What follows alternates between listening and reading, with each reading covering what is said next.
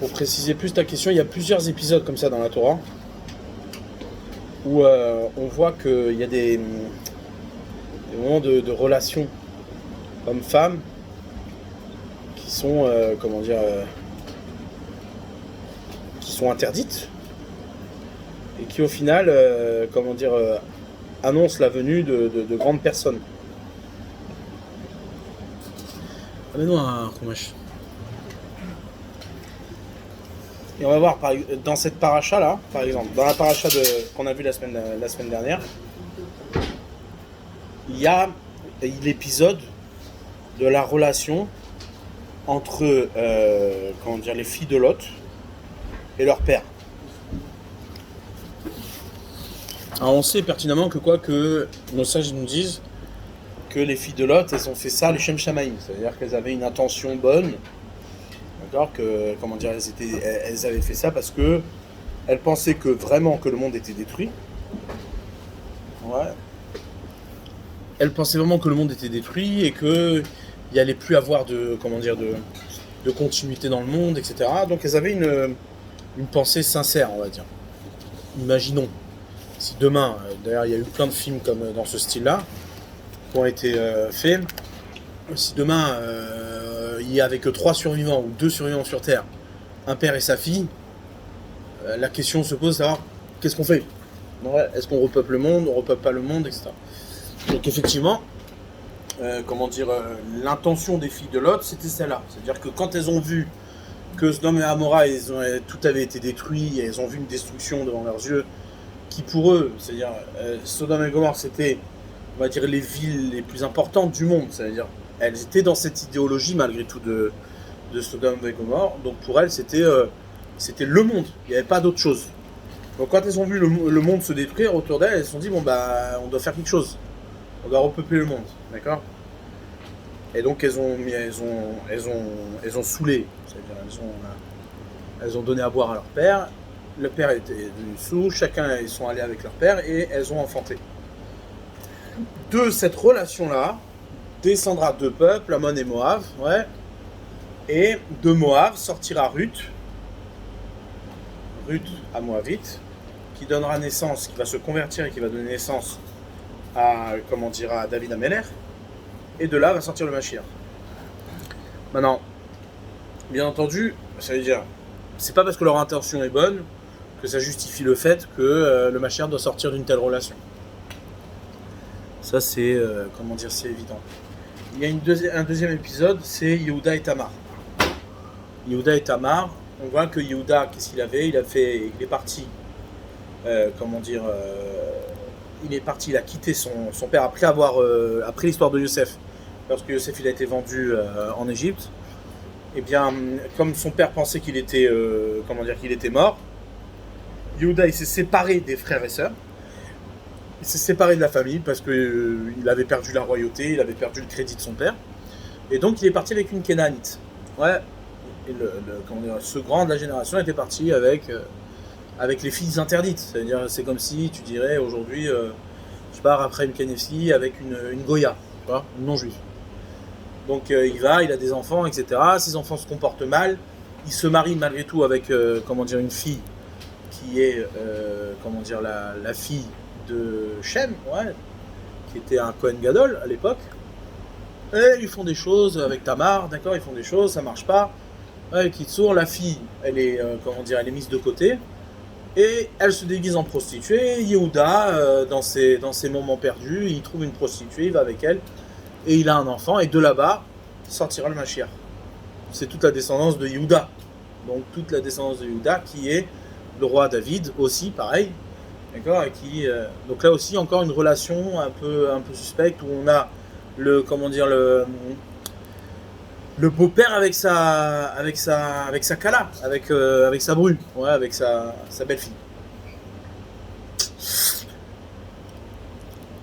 Et il y a plein d'histoires comme ça, un peu chelou. Rabbi Akiva par exemple.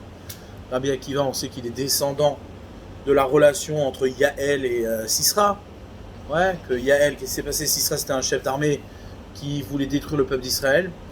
Et Yaël, qu'est-ce qu'elle a fait pour enlever, pour tuer, pour atteindre Sisra. Et bien qu'est-ce qu'elle a fait? Elle a séduit Sisra, etc. Et comment dire, elle a une relation avec lui, elle l'a tué. Et de là est sorti, à travers comment dire, l'histoire, Rabbi Akiva. D'accord. Donc on voit, il y a énormément de choses comme ça.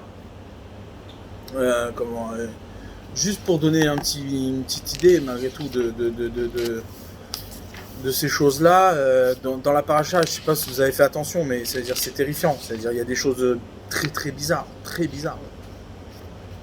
Comment dire, quand Lot, il se trouve être à Sodome, ouais, il y a les anges qui arrivent. Les anges, ils arrivent et ils essaient de négocier.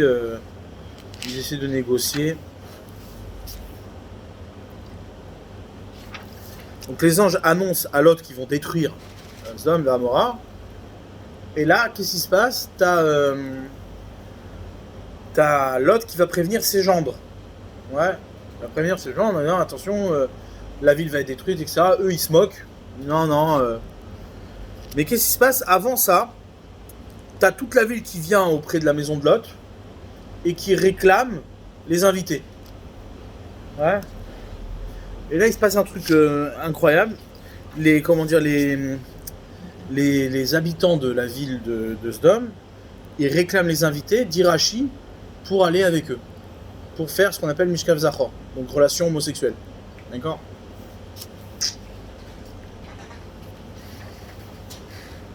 Donc on est vraiment dans une... on est vraiment dans un épisode... C'est tout de suite après que les filles de Lot vont être avec leur père. On est dans un épisode où tu sens que ça se dérègle, tu vois, il y a un truc qui va pas, tu vois. Alors juste pour lire. Il est marqué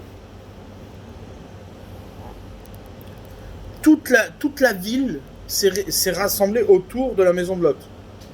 Toute la ville. Les vieux, les jeunes, tout le monde.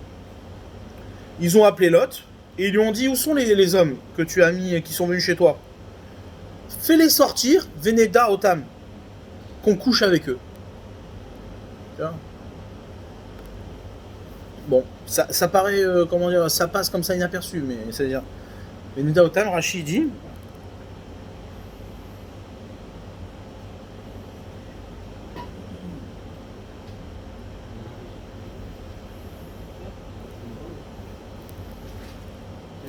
Bebishkav Zachar, relation non sexuelle.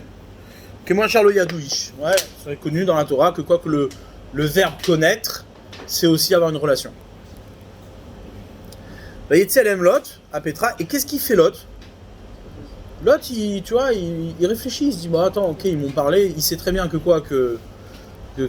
la proposition, elle est sérieuse, tu vois, qu'ils vont pas le laisser tranquille, donc qu'est-ce qu'il fait? Il négocie. Lot à Petra, donc Lot il sort à la porte. Il a fermé la porte derrière lui. Je vous en prie, ne faites pas du mal, mes frères, ne faites pas du mal. Ne faites pas du mal. Inena lish tebanot, j'ai 2 filles, à Charlo Yadouish, qui n'ont jamais eu de relation. Otiana eter alechem, je vais vous les donner, je vais vous les sortir. Va sulaim katov benechem, mais faites ce que vous voulez de bien avec elles.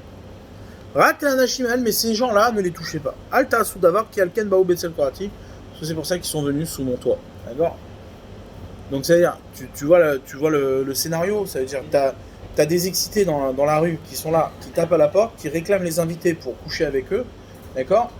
Et le père, il arrive, il sait pas quoi faire, il dit, mais non, attendez les gars, j'ai trouvé une solution, je vous donne mes filles, faites ce que vous voulez, éclatez-vous, mais foutez la paix à mes invités. Ouais. Un truc de dingue. Cette même personne, un peu plus tard, donc ils ont refusé les filles. Je suis quoi, mais ça va pas ou quoi? Nous on veut les mecs. Ouais. Bah Yamou, Geshala. Les anges ils sont arrivés, ils ont dit, bon attends, tu sais quoi, laisse-nous faire. Ouais. Eux ils ont commencé à s'exciter. Dire vas-y, dégage. Tu vas nous dire quoi faire toi maintenant, c'est toi qui vas être juge sur nous. Tu vas nous dire comment se comporter. On va te tuer, on va te faire du mal. Ouais, ils ont commencé à être, durs. Et là, c'est les anges qui sont intervenus et qui ont sauvé la famille. Ouais. Mais ces mêmes filles-là que Lot il a proposées, c'est ces filles-là qui vont finir par coucher avec leur père, tu vois. pour avoir des enfants. Donc bon, tu vois, le scénario il est bien plus compliqué, bien plus louche que ce que tu t'imaginais encore, tu vois. D'accord? Donc, c'est-à-dire, on comprend bien ici que ce qu'on essaie de mettre en évidence, parce que la Torah essaie de mettre en évidence, c'est que déjà, premièrement, ce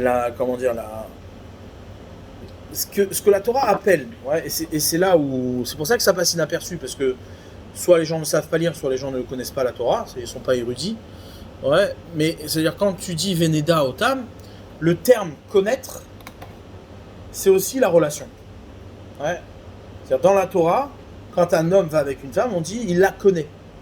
Ouais, il la connaît. C'est-à-dire c'est une connaissance, une yediya, donc un da'at. Et évidemment que quoi? Que si on met de côté donc l'esprit de la relation, ouais, si on parle que du terme de da'at, de la connaissance, et il est évident que quoi? Que l'aboutissement de toute l'histoire de l'humanité, c'est le da'at, c'est la connaissance. C'est-à-dire que Akadosh Baruch Hu, il veut te faire connaître et acquérir toute la connaissance du monde et de la réalité. Donc ça veut dire quoi? Ça veut dire que le secret de la connaissance, quand je parle de connaissance, c'est pas la connaissance, c'est pas le savoir des choses, ouais, c'est la connaissance. La connaissance, c'est avoir la clarté de ce qui est et de ce qui existe, d'accord?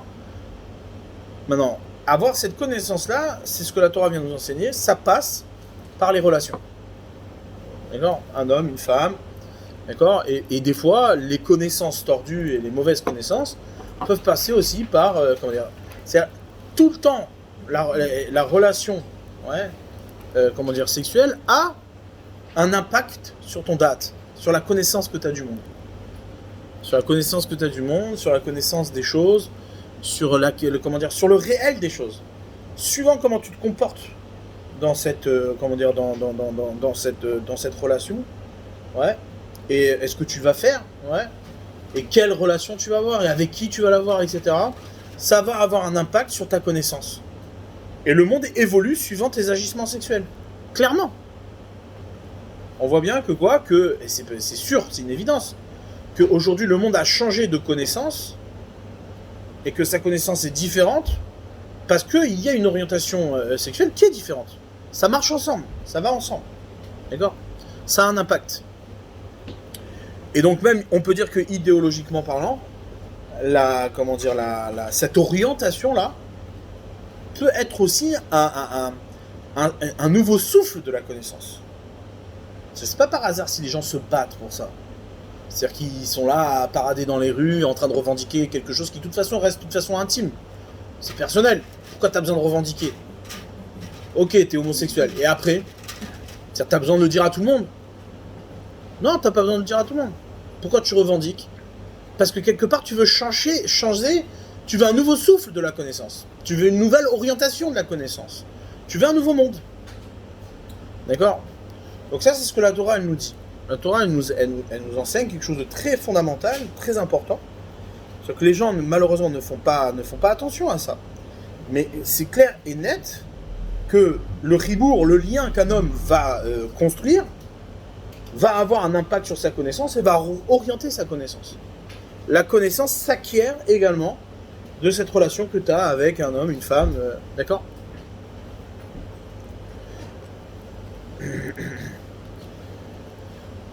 Ouais, c'est d'ailleurs pour cela qu'un juif ne peut pas se marier avec une non-juive. Et vice-versa. Pourquoi? Parce que ça aura forcément des conséquences sur ta connaissance. Sur la réalité du monde dans lequel tu vis. Mais c'est forcé. C'est-à-dire, il n'y a pas ici de ségrégation ou de quoi au caisse. C'est parce que la connaissance n'est pas la même. Et l'orientation de la connaissance ne peut pas être la même. C'est impossible. Juste par rapport à une personne par exemple qui est trop tard, c'est jamais trop tard. Quoi? Une personne qui est dans une situation où c'est trop tard, s'il n'est jamais trop tard.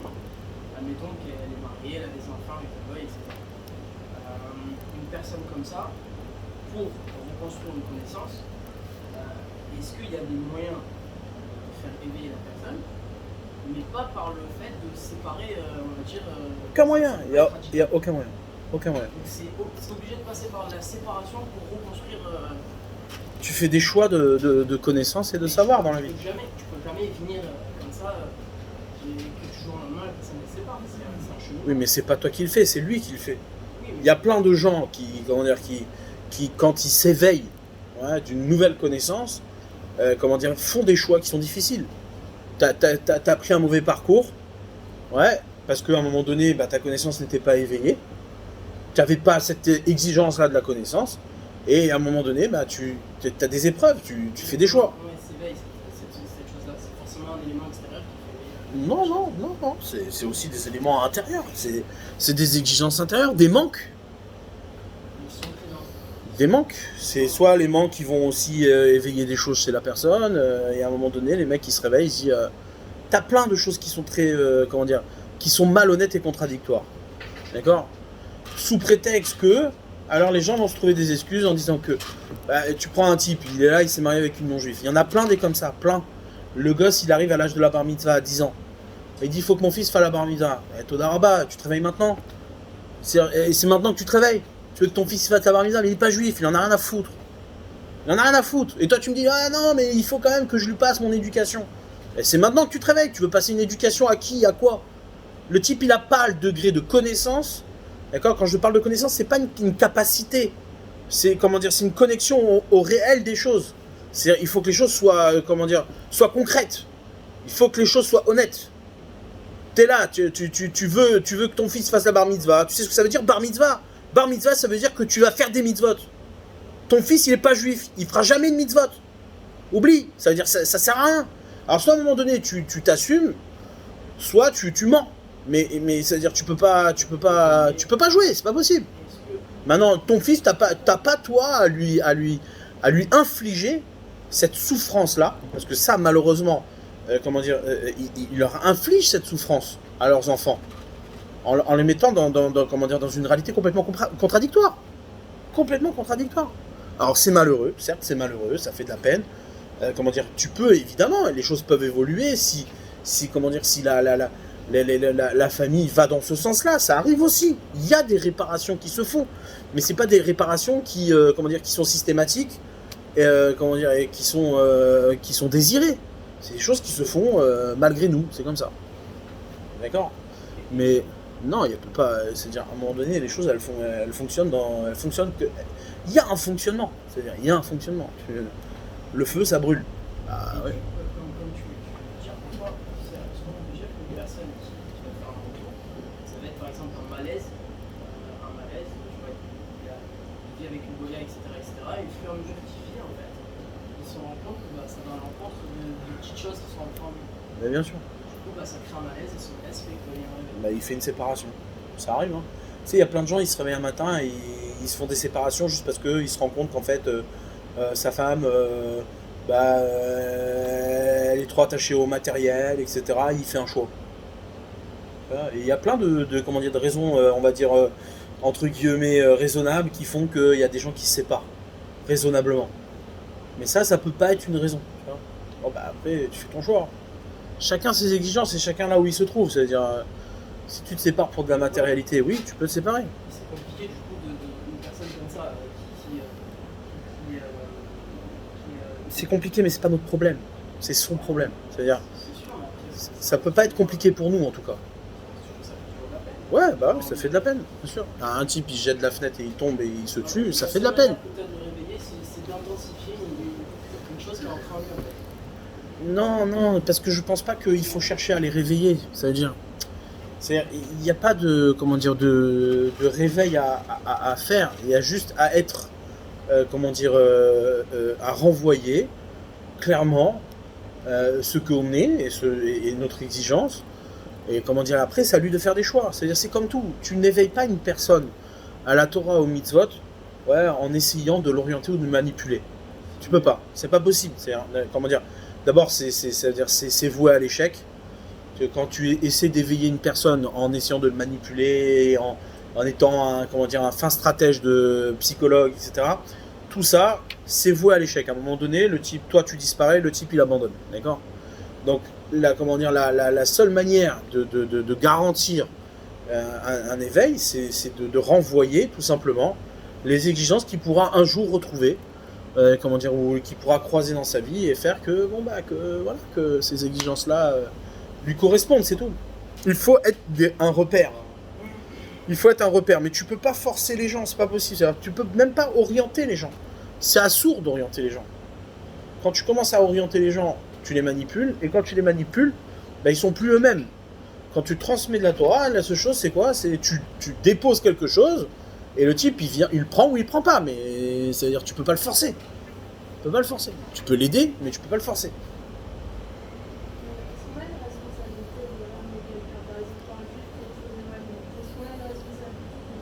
On a une responsabilité, mais une responsabilité qui relève de notre comportement. C'est-à-dire qu'il y a une responsabilité sur nous-mêmes en vérité. Bien sûr qu'il y a une responsabilité, mais il faut être là, il faut être présent. C'est-à-dire la question c'est comment être responsable, ouais, tout en laissant la personne être soi-même. Ça c'est voilà. Mais il faut être là, il faut être présent, il faut être autour, il faut accompagner, il faut surtout pas couper de liens, etc. C'est-à-dire que souvent c'est ça que les gens ils font l'erreur, ouais. C'est une erreur qui est très grave. C'est que soit t'es religieux et tu dis non, moi je veux pas en entendre parler, soit t'es pas religieux et tu dis ouais, c'est des barjots, ils nous acceptent pas, d'accord? Mais en vérité, ce qu'il faut, c'est quoi? C'est être renvoyer l'image qui est de ce qu'est l'exigence de la Torah, tout en ne coupant pas le lien avec qui que ce soit. Une personne, elle est dans sa réalité, il faut comprendre que la réalité spirituelle et le monde que chaque personne construit, c'est son boulot, c'est sa réalité, c'est son travail, c'est son évolution, et toi, t'as rien à faire là-dedans. C'est-à-dire le monde d'une personne n'a pas de, n'a rien à voir avec toi. Donc tu peux pas ni juger, ni dire ouais, il y a des trucs. Non, la seule chose que tu peux faire, c'est renvoyer l'exigence d'une parole dans son authenticité, c'est-à-dire dire à un moment donné, tenir la barre, quoi. C'est-à-dire, oui, non, mais moi je pense que le judaïsme, on t'a pas demandé de penser. Ouais, tu n'es pas là pour dire qu'est-ce que c'est le judaïsme. Le judaïsme, c'est ça. Voilà. Maintenant, toi, tu veux, graviter autour, tu veux faire les choses comme ça, garde-le pour toi. Mais commence pas à nous faire des exposés sur le judaïsme, d'ailleurs que tu n'y connais rien. D'accord? Donc, c'est-à-dire, ça, c'est très important d'être en phase avec soi-même. Et une personne qui, même demain, ne fait pas les mitzvot, ou se retrouve être marié avec une non-juive, il faut aussi qu'il le sache. Il peut pas faire semblant toute sa vie. Moi, j'ai vu des gens qui étaient mariés avec des non-juifs, d'accord? Et et qui venaient étudier au Beth Midrash, qui faisaient Shabbat, avec le, ils se mettaient dans l'ambiance, etc. Genre, comme si de rien n'était. Tu peux pas, c'est pas possible. Ça, tu peux pas. Et il faut bien qu'à un moment donné, tu lui dises quoi. C'est-à-dire que tu lui renvoies en tout cas l'image, sans le juger, sans lui demander quoi que ce soit, même pour lui. Mais à un moment donné, voilà, c'est-à-dire non, le Talmud, voilà, il dit ça, la halakha, elle dit ça. Maintenant, tu en fais ce que tu veux, mais ne m'invente pas des histoires, d'accord? Donc ça, c'est bon, donc et c'est ça que dit la Torah. La Torah, elle dit quelque chose d'extraordinaire. Elle te dit que la connaissance, c'est-à-dire la connaissance, quand on parle de connaissance, quand on parle de da'at au niveau de la Torah, on parle d'une connaissance qui est que j'ai la connaissance de l'objet au point que si cet objet n'existait pas, ouais, je ne pourrais pas me penser ma propre existence. Ça, c'est une vraie connaissance. Ouais, quand j'ai connaissance d'une chose, ça veut dire qu'elle s'intègre à mon réel, à moi. Donc si avoir connaissance d'une personne, c'est l'intégrer à mon réel, à moi. C'est pas un objet, c'est pas un jeu, c'est pas une distraction. C'est pas genre, oui, je suis avec une non-juive, mais je fais mon judaïsme. Non, c'est pas possible. Ça veut dire, elle est pas là où toi tu es. C'est-à-dire, elle en a rien à faire de ton judaïsme. Et si elle le fait que pour te faire plaisir. D'accord? Elle est pas concernée. D'accord? Donc, il y a une réalité d'une connaissance qui est, qui est complètement, qui n'en est pas une, en fait, au final. Parce que tu vis dans une connaissance qui n'implique pas ta propre existence. Donc quand tu es dans une connaissance qui n'implique pas que ta propre existence, bah, ton existence, elle veut rien dire. T'existes pas en vérité, t'existes pas. T'es dans l'imaginaire, t'es dans le... D'accord? Donc là, c'est ce que dit la Torah. D'accord? La Torah, elle te dit, la relation, ouais, et c'est vrai que, c'est intéressant à réfléchir ça. Ça me vient maintenant, mais c'est très intéressant à réfléchir. en vérité, bon, on va pas se mentir, mais ça veut dire la vie sexuelle d'un homme, ouais, ou d'une femme, est, est centrale dans la vie d'une personne. C'est central, c'est-à-dire que c'est la majorité de sa vie, au final. Ouais. Le type, il est confronté à des femmes mal habillées, il est confronté à sa femme, qui est sa femme, il est confronté à des... Ouais, et pareil, dans les deux sens, ça veut dire, on est sollicité sur ce terrain-là. Pourquoi on est sollicité sur ce terrain-là? Pourquoi tout le Yetzerara investit ses forces là-dessus? Ouais, pourquoi? Parce que la connaissance se cache derrière tout ça. C'est là-bas qu'elle est, la connaissance. La vraie connaissance, elle se cache derrière ça. Donc quand tu as une relation qui est pure, qui est propre, qui est nette, bah, tu acquiers une connaissance qui est réelle, qui est pure, qui est propre, qui est nette, c'est tout. Maintenant, quand c'est tordu, bah, tu as des chemins qui sont tordus. D'accord? Donc, donc si, maintenant, en revenant au sujet à la question que tu as posée, il y a, dans le peuple juif, ouais, il y a justement ces deux réalités-là. Ouais. Il y a ce qu'on appelle Yosef, le personnage de Yosef. Il y a ce qu'on appelle les frères de Yosef. Ouais. Lorsque les frères de Yosef ont vendu Yosef, c'est parce que tout simplement, Yosef incarnait une réalité qui ne leur convenait pas d'un point de vue du service divin, d'un point de vue de la relation à Kadosh Baruch. Yosef représente ce qu'on appelle la Kedusha. Shomer Abrit. C'est celui qui fait attention à sa vie sexuelle. Elle est pure, elle est propre, elle est nette. Il fait attention à son brit. Ouais, c'est-à-dire il est sollicité sur la faute, il tient le coup, il bronche pas. C'est-à-dire Yosef, ce qu'on appelle Yosef Hatzadik. Ouais, c'est le personnage qui incarne la Kedusha, qui flanche jamais sur ce terrain-là. D'accord? De l'autre côté, on a Yehuda qui est le pendant de Yosef, qui lui il est parti avec une prostituée, il a des enfants, de lui va sortir le Mashiach.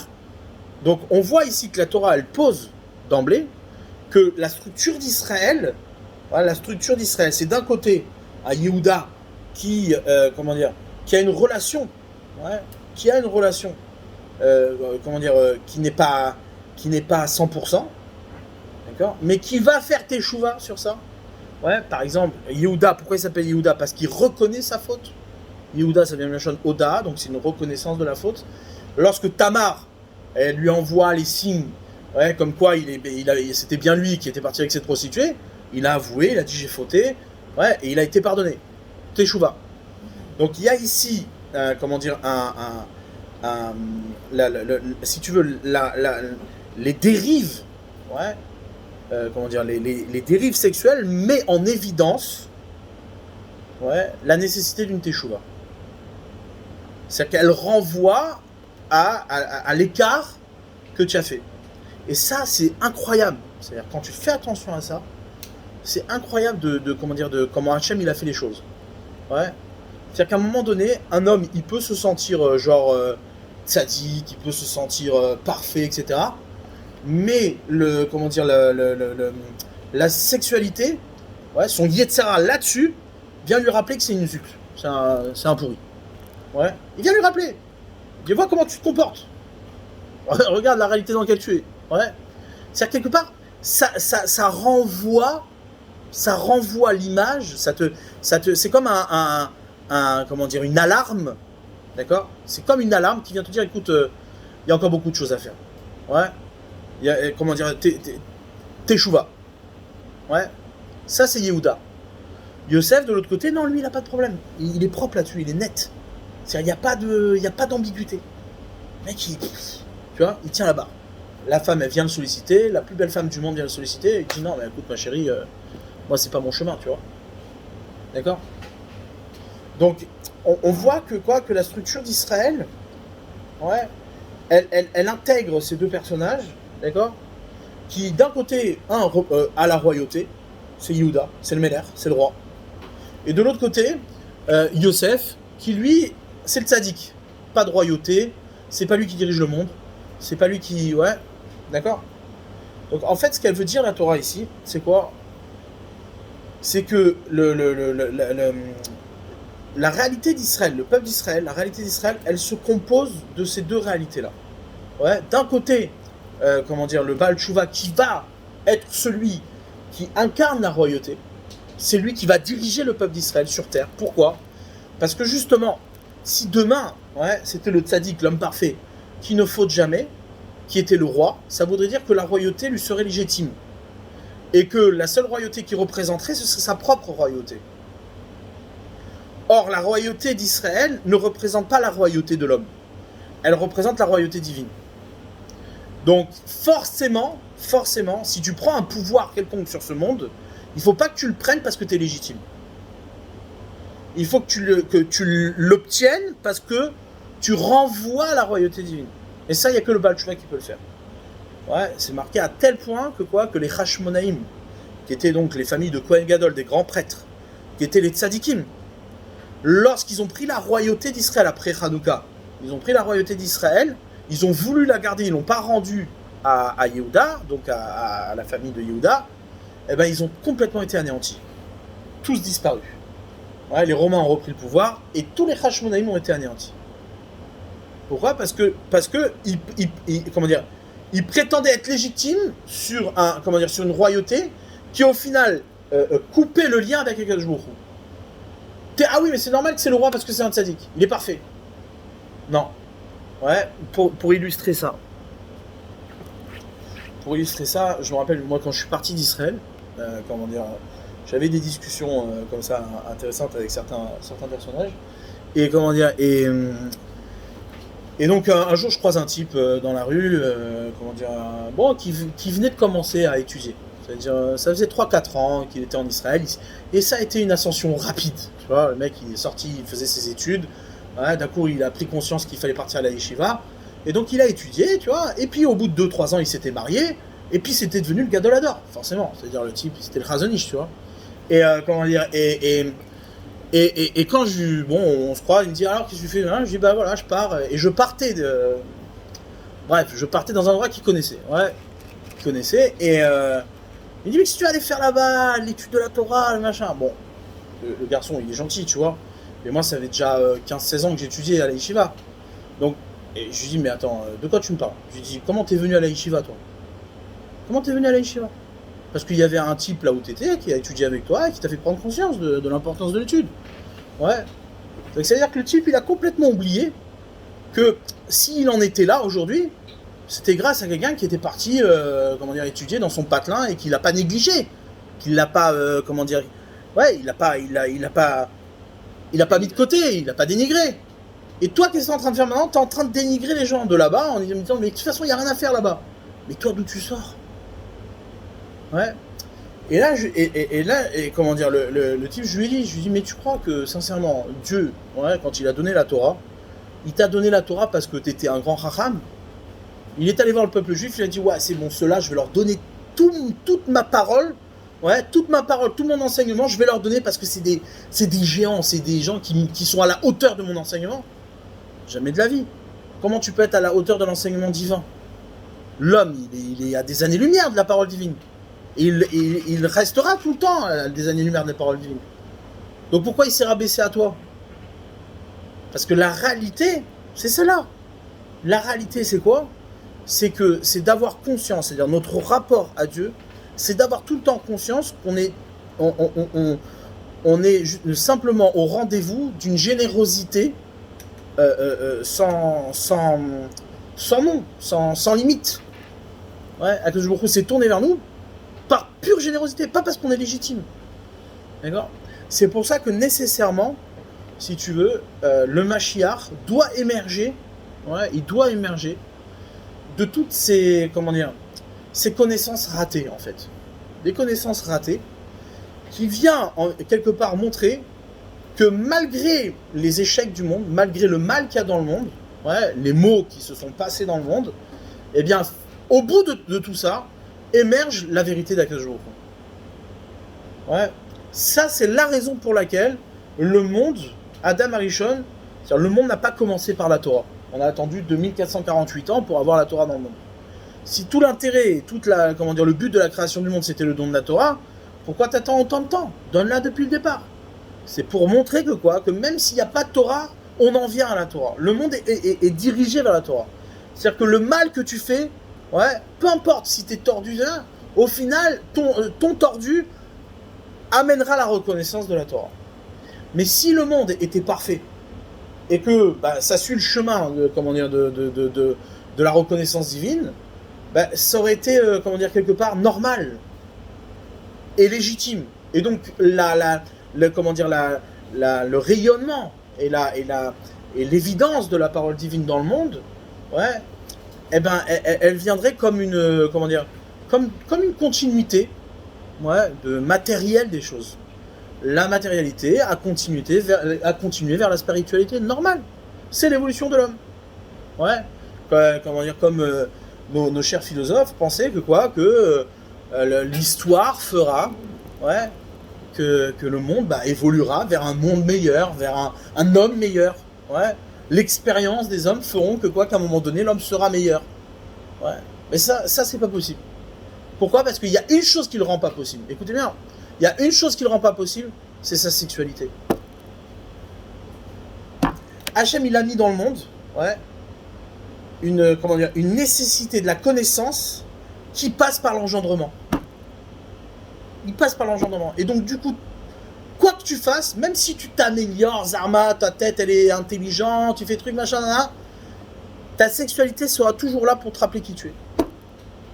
Toujours. C'est un truc incroyable. D'ailleurs, t'as des films comme ça.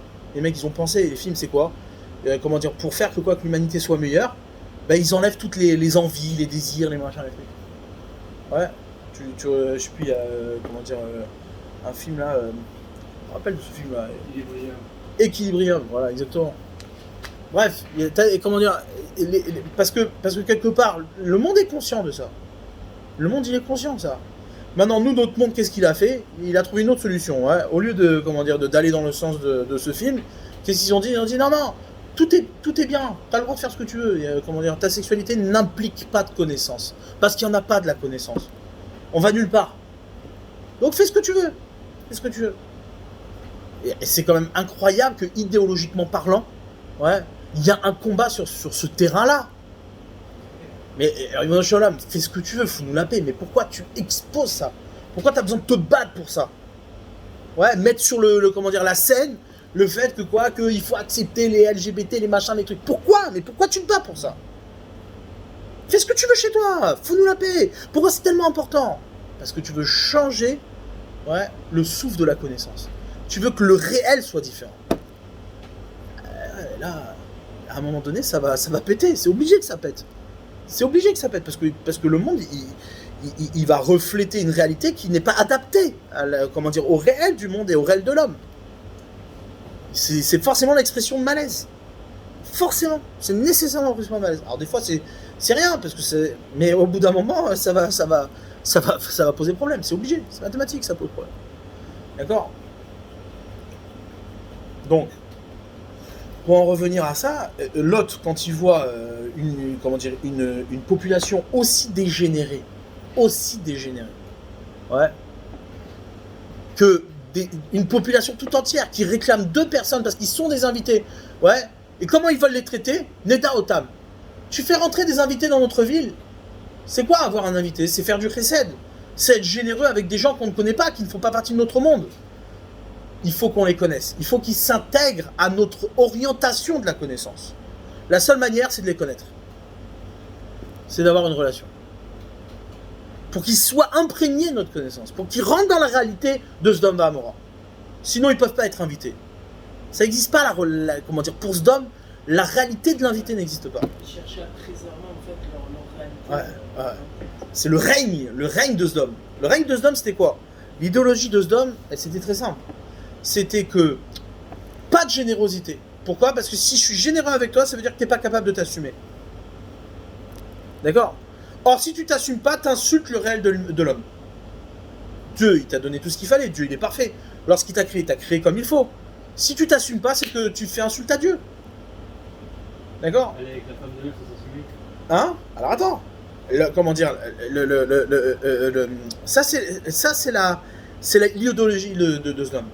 Donc lorsqu'il voit deux invités où Lot fait un acte de générosité, il met en danger toute l'idéologie de Sodome. Qu'est-ce que tu fais? Tu es généreux avec des gens?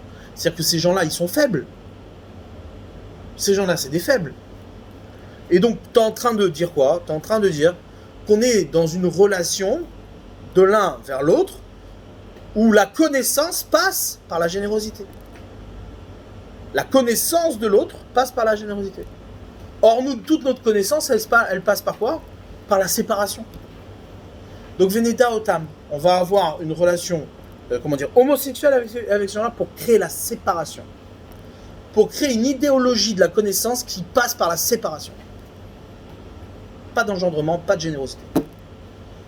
Du coup, Lot, il essaye une dernière tentative. Et c'est marrant parce que les anges n'interviennent pas tout de suite. Ils devraient intervenir.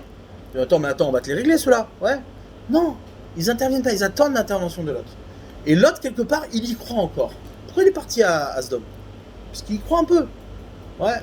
Pour les arranger, pour faire. Pourquoi il a pris ce risque-là d'inviter au milieu de Sodome, qui était donc une dictature de l'anti-générosité, d'accord? On n'a pas le temps de développer, mais c'était une idéologie très structurée, d'accord? Ouais. Et qu'est-ce qu'il fait? Il se bat, Lot. Et donc il y croit encore. Donc en sacrifiant ses fils, ses filles, en donnant ses filles à ces gens-là, il donne le message, ouais, que l'orientation de la connaissance passe non pas par la séparation, mais par la liaison, par le chibour, par l'engendrement, par la générosité. D'accord? Donc quelque part, il sacrifie ses filles. Putain, mais prenez mes filles plutôt que d'aller avec ces gens-là. Faites-en ce que vous voulez, parce que c'est le moindre mal quelque part. C'est-à-dire peut-être que qu'on va pouvoir utiliser leur dérive sexuelle pour les ramener sur le chemin de la générosité. Et ils refusent. Bien entendu qu'ils refusent, ils sont pas bêtes, ils connaissent leur idéologie. Et là, les anges, ils interviennent. Ils disent, bon, allez, vous êtes allés trop loin, c'est là on détruit. Là, on détruit. D'accord? Donc là, tout ce que je vous dis, je l'ai fait très court, parce que il y a énormément de choses à développer. C'est un monde, mais donc du coup, qu'est-ce qui se passe? Ces deux filles-là, quelque part, vont être marquées, vont être imprégnées de leur décision de leur père. Bah oui. Elles se disent, attends, notre père a pris une décision qu'on comprend, qui était de sauver le rapport de la générosité de l'homme à l'autre, ouais, la connaissance. Donc dans un monde qu'elles imaginaient complètement abandonné, ouais, bah, elles se disent que effectivement il faut préserver cette générosité là. D'accord? Pourquoi? Avec leur père, etc. Il y a d'autres choses, mais au final, même si ça reste un acte incestueux, horrible, ouais, mais de là va découler le Mashiach pour nous faire entendre que de tous ces mots-là émergeront, ouais, de toute façon, il n'y a pas de dérive, il n'y a aucune dérive qui sépare l'homme de Dieu. Aucune. Ça, c'est ça va être la grandeur du Mashiach. La grandeur du Mashiach, c'est quoi? C'est qu'il va être capable de réunir, ouais, toutes les occasions de séparation de l'homme de Dieu et d'en faire des occasions de liaison de l'homme à Dieu. Ça va être la maturité du Mashiach. La maturité du Mashiach, c'est celle-là. C'est être capable de concentrer, ouais, les forces, ouais, de séparation, c'est-à-dire tous les efforts qui ont été faits pour séparer l'homme de Dieu, ouais, et montrer qu'elles n'aboutissent pas et qu'elles ne marchent pas. Ça va être ça la grandeur du Mashiach. Ouais. Donc c'est pour ça que il y a tout ça derrière en fait. Il y a tout ça derrière parce que mais ça c'est le sujet le plus passionnant de la Torah. Parce que toute la connaissance se cache derrière tout ça. Tu crois quoi? Tu crois que la faute de Adam Arishon, la Chava, ouais, le serpent, quand les Chachamim viennent, ils te disent en vérité le serpent il a séduit Chava, ouais, qu'est-ce qu'il a vu? Il a vu Adam coucher avec sa femme. librement, comme ça, aux yeux de tous. Ouais, l'autre, il a eu envie, le serpent. Du coup, il est parti séduire Chava. Pourquoi tu nous mets tout ça là-dedans, là? Pourquoi tu nous parles comme ça? Parce que tout tourne autour de ça. C'est ce qu'il nous dit, le Rambam. Il dit, un homme, il est attaché à la chorma lorsqu'il est détaché de ça. C'est-à-dire, lorsque tu t'arraches de ça, de ce Yetzirah là, alors tu peux te rapprocher de la sagesse. Mais ça va ensemble, ça marche ensemble. Tu vois? Donc c'est pas pour rien. Si la Torah, elle nomme, c'est la Torah ici, c'est pas les Chachamim. La Torah nomme la connaissance sur cet acte-là, cette relation-là. Donc notre connaissance, elle est construite là-dessus.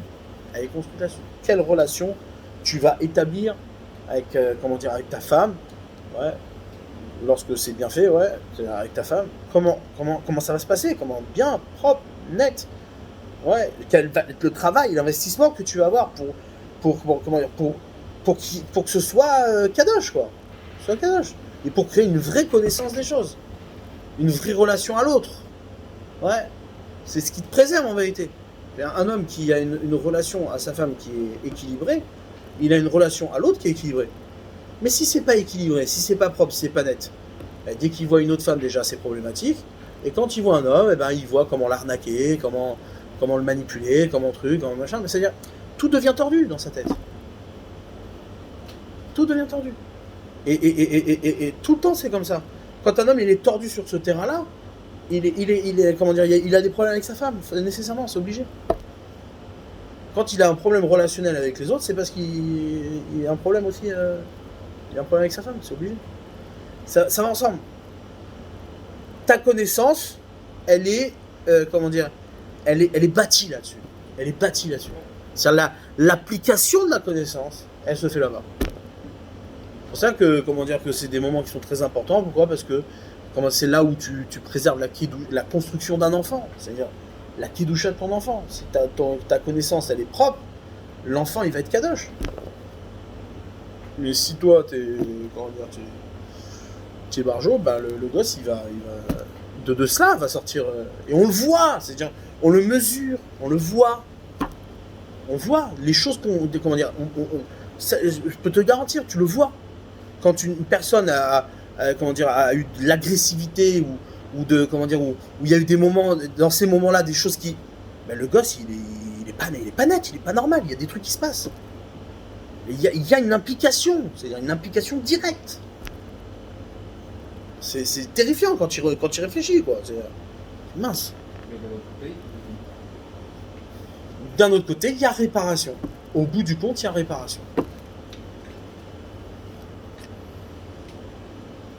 Parce que rien reste tordu, ça n'existe pas. Comment on peut alors... Comme il a dit là tout à l'heure, le petit-fils de Moshe Rabbeinu est sorti un envoi d'Avodazara. C'est les détours, parce que... Mais non, mais parce que, encore une fois, le Yetzer Hara veille à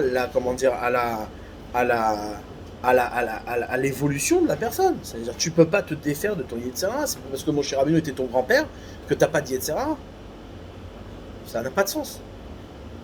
Et Béhémet, c'est comme ça. C'est-à-dire, la connaissance, elle dépend de ça.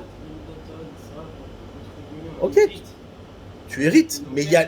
Ça, tu peux avoir des midot tovot, mais c'est pas ça qui vont gérer ton Yetzer Hara.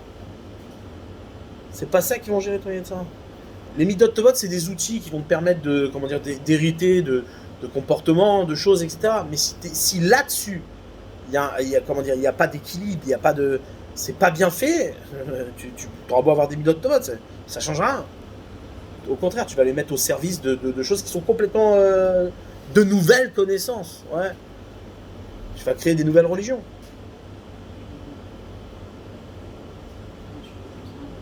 Hein? Au final, ça. Bah ouais. Quand tu dis ça, en fait, c'est la relation du masculin au féminin, mais au sens large. Ah bah ouais. Hommes et femmes, ça peut être tout ce qui est féminin dans le monde et tout ce qui est masculin. Le monde, il est construit sur cette relation-là. Masculin, féminin, générosité et réception. Il y a tout marche comme ça. Il n'y a pas de...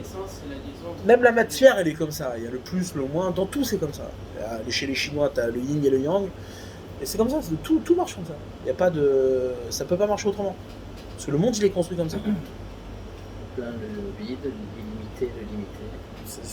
C'est des rencontres. Ouais, Le monde, c'est une rencontre. on vient La à cette réalité, c'est dimension, des rencontres. pas seul, quoi.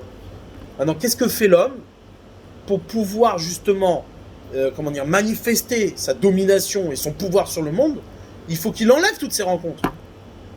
Il faut qu'il crée la séparation.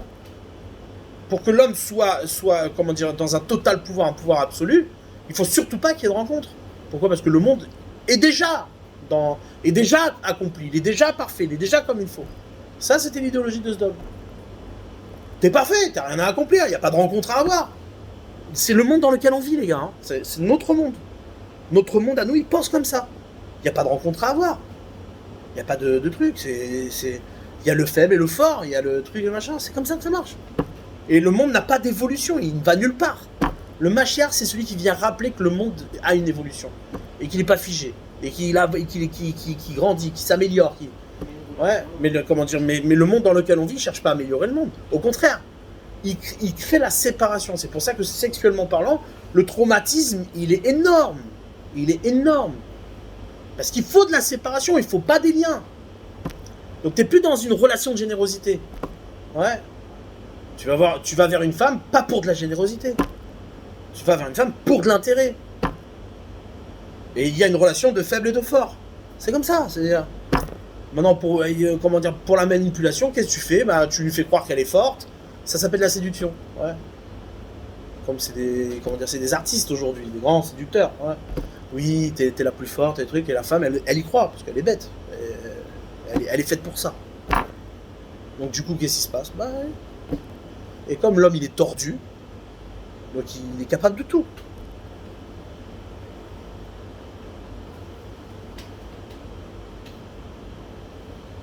C'est pour ça que l'investissement là-dessus, il est énorme. L'investissement là-dessus, il est énorme. Il est énorme.